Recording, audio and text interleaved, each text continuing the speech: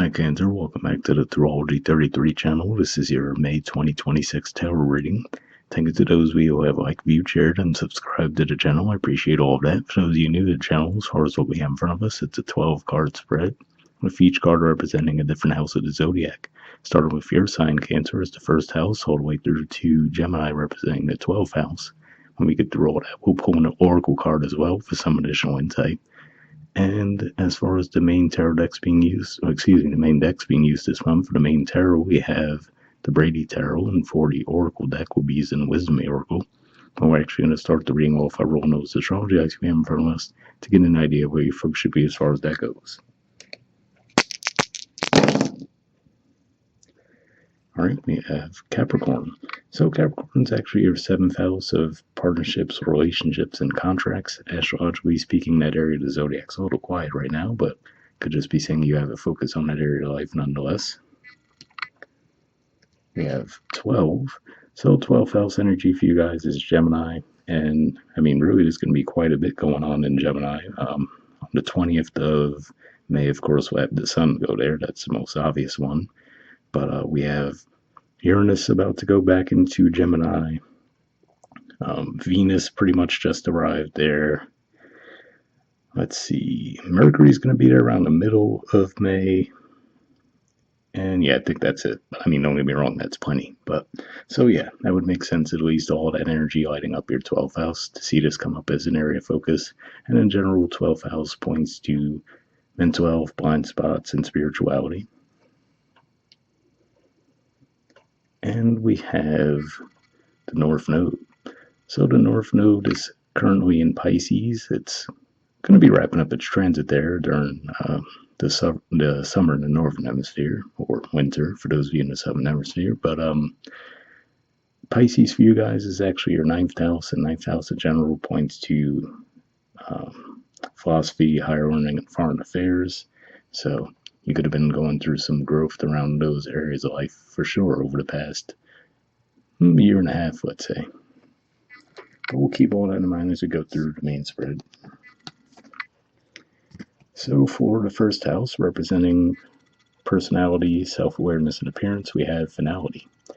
This is the 10 of arrows, which is the equivalent of the 10 of swords.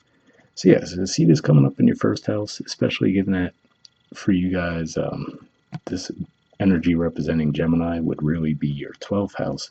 And just be saying that there's been something that you've been really replaying over and over in your minds, right to the point of where it might have been really stressing you out. I feel like this is saying that this month you might finally be leaving that behind.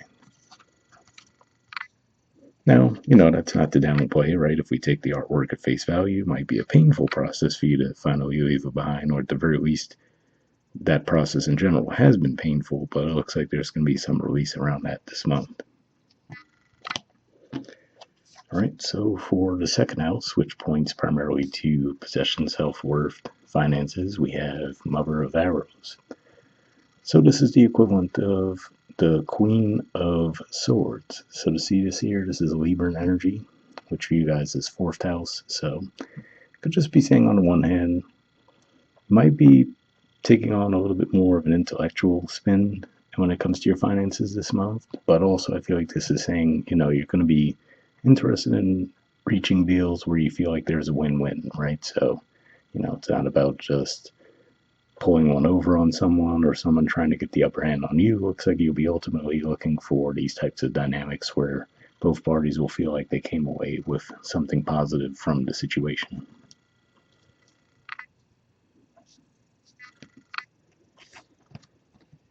All right, so for the third house, which in general points to communication, short journeys, siblings, we have Breach. So this is really the equivalent of the 7 of Cups. It's referred to as the 7 of Horns in this deck. So what I'm getting with this could be a couple of different things. The first thing that comes to mind for me is that this more than likely says to me that a conversation that you've probably been trying to hold off on for some time for, there could be a multitude of reasons for that, but this looks like a conversation you may have been delaying having could finally just come out this month, right? Even if you didn't necessarily feel like you're ready for it. Looks like it's going to be coming to the surface this month. But this also could just be saying that, communication could be a little bit overwhelming this month too. I do have to say, overall, I feel like it's more so the first thing, right, where it might just throw you for a loop as far as you might not have been ready to have the conversation yet. But given that this energy for you guys, realistically, this is a Scorpio card, which is your fifth house. So I feel like this is saying you'll be able to articulate yourselves well. This might be one of those things where you weren't necessarily ready for the conversation, but you might feel yourselves pulled into it anyway. All right, so for the fourth house, which in general points to home roots family, we have the Hermit. So this is actually Virgo energy here. And what I'm getting from this could just be saying that when you're alone with your own thoughts, you might get really deep into thought, right? So I feel like this is saying you're going to be going way beyond just surface level thinking this month. I feel like you're going to put an intellectual twist on the things you think about as well. But I feel like this is saying that you're really going to take some time to think things through, figure out what makes sense, what doesn't, right? So that's on the one hand why this breach energy might come across as a bit of a surprise to you, right? Because I feel like this is saying you're really just trying to withdraw and think things through on a very deep level before communicating them. But this could just be saying that there might be something that just goes a little bit off course for that.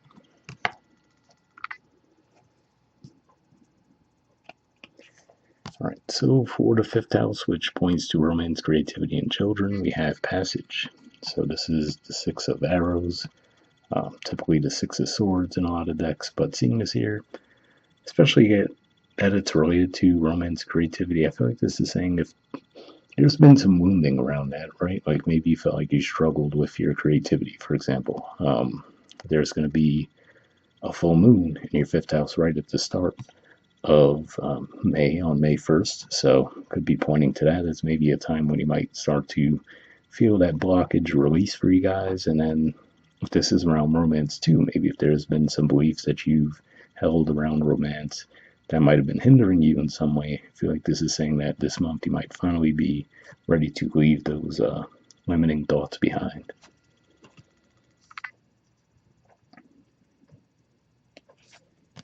All right, so for your sixth house, which in general points to health, work, and daily routines, we have equilibrium. So this is a Capricorn energy here, but this does make me think of the fact that at the very end of May, on the 31st, there's going to be a full moon in your sixth house as well. So, especially if there has been something that you've been trying to nail down and struggling with, right? So maybe if your health is felt up and down for whatever reason, if you found it hard to stick to daily routines, I feel like this is saying that as we progress through the month, this is going to point to you figuring out a creative way to actually balance things out in a positive way.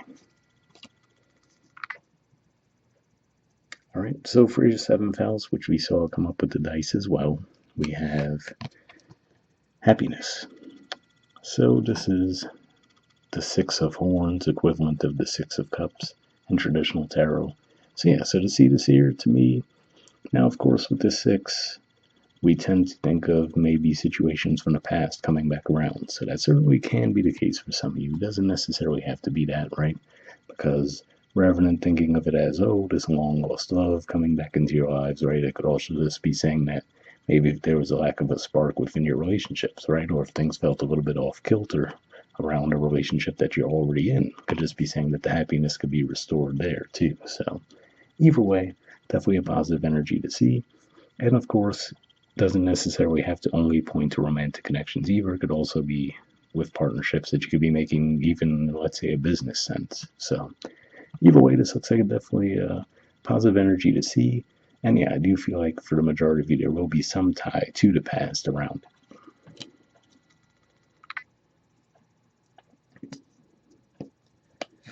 All right, so for the eighth house, which points to quite a bit, we have death, rebirth, intimacy, investments. But in this house, we have the Mother of Horns. So this is actually the equivalent of the Queen of Cups, which is basically the card for your sign. So seeing this here, to me, this says that when you do this deep dive, right, that we were talking about with Hermit, and like I said, with the finality in the first house, saying that, you know, you might finally release some hindering thoughts that might have bogging you down for a while. I feel like this is saying that you're going to get back in tune with yourselves, right? And what's really important to you, what matters most to you. And that's going to strengthen you this month. And there could just be maybe that spark be lit in you through music, right? Whether you play your own instruments or you just hear something, maybe play an old favorite song of yours or something and get like a whole new message from it, whatever the case may be. There could be a connection there, but yeah, either way, I feel like this is saying you really looking deep within and reconnecting with yourselves. All right, so for your ninth house, which we also mentioned, came up with the dice, given that the North Node landed there, but we have the Hanged One. So this is the equivalent of the Hanged Man in traditional tarot. So yeah, so to see this here could just be saying that maybe you've been questioning some of your beliefs recently, right? And, maybe you've had your beliefs that you've held for quite some time, and now maybe there's some newer beliefs creeping in, and you could just be trying to figure out what works best for you, right? Is it ditch the old beliefs completely and embrace the new? Is it find the balance of the two? Is it disregard the new beliefs come to the surface for you and stick with what you know is the tried and true? Those could be some things that you could be looking at this month and trying to figure out what fits best.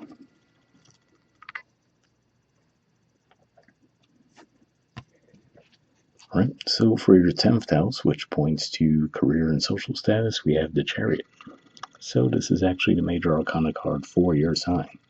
So to see this here, this is definitely a prominent thing to see. Now for you guys, your 10th house is Aries, and of course we've had plenty of energy going on there. We've had Chiron there for many years.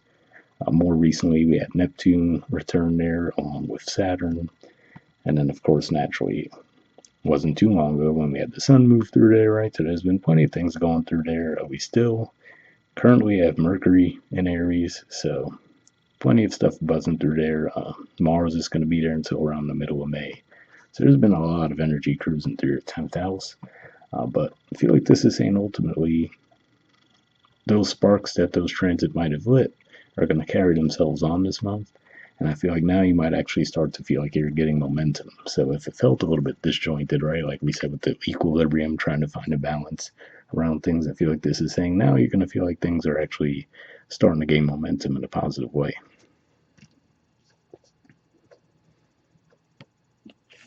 All right, so for the 11th house, which points primarily to friendships, groups, and hopes and wishes, we have the Daughter of Roots.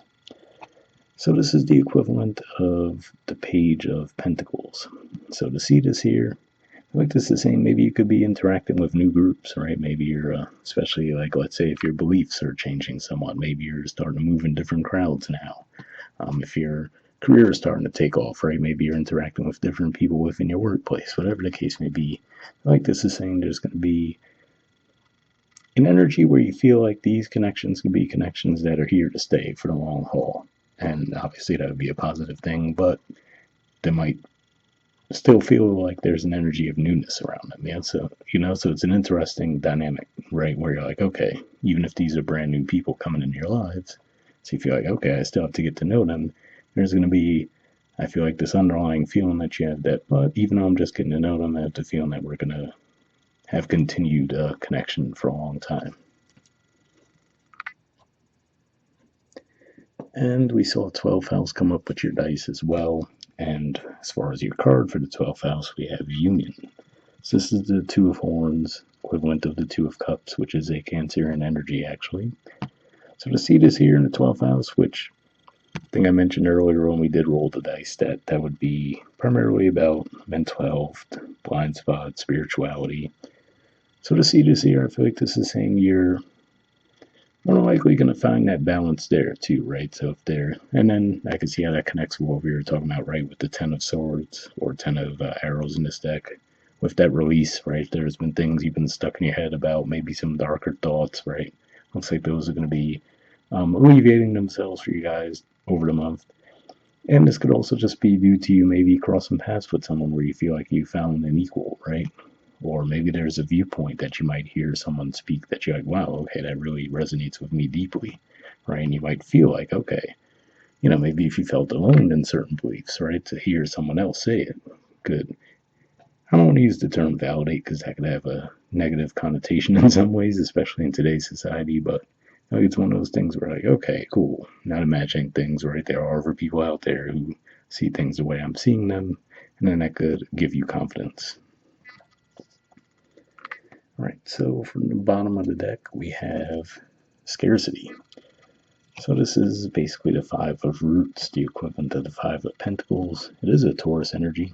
But to see this here could just be saying, especially for those of you in the Northern Hemisphere, right? Even though we're pretty much midway into spring at this point, just looking at the artwork, right? Could just be saying that, yeah, you might have gone through a bit of your own winters recently, and now things are starting to lighten up, right? Come back to life. So that's where the momentum could be building for you guys. But yeah, at the very least, this looks like it's an indicator that, yeah, you more likely did go through some tough times. So, as if the finality card in the first house didn't emphasize that enough, right? But yeah, like I said, especially seeing the Chariot in the 10th house. Mother of Arrows there, Hermit 4th house, Mother of Horns in the 8th. It's definitely some positive indicators here. Well, happiness in the 7th, right? So there's plenty of indicators to say that, yeah, even if you did go through a dark stretch for a bit, things should be lightening up as we progress through May. But we'll see what the Oracle card adds to the mix. So what I'll do is I'll give this a few shuffles, then we'll cut the deck and pull a card.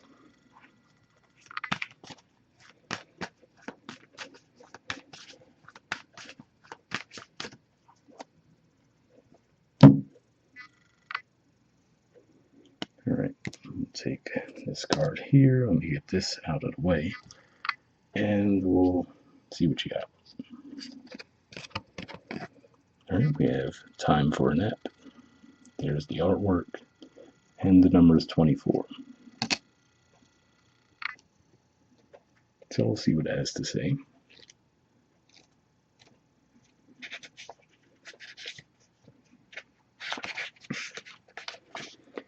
All right, essential meanings says rest, rejuvenation, and renewal, temporary non-action, allowing dreams to arise. The Oracle's message: this is a time to step away and rest. Let the cares of your world go. Go into a state of non-action and allow yourself to be free of the shackles of your goals, your list, your desires. Nothing is as important as rest, detachment, and neutrality. The overly busy mind can block you from inner wisdom if you don't step back, take a seat, and rest.